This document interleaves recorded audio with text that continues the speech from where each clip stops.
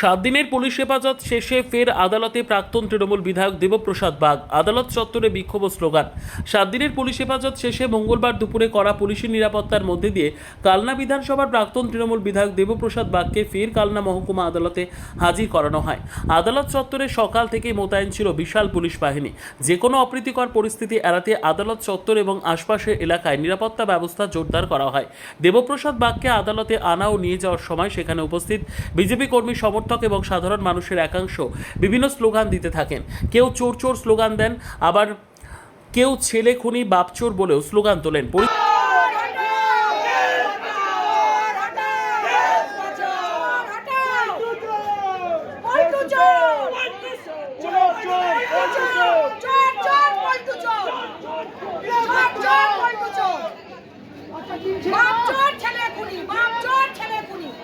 পরিস্থিতি নিয়ন্ত্রণে রাখতে পুলিশ দ্রুত সক্রিয় ভূমিকা নেয় এবং নিরাপত্তা বলয় আরও শক্ত করা হয়।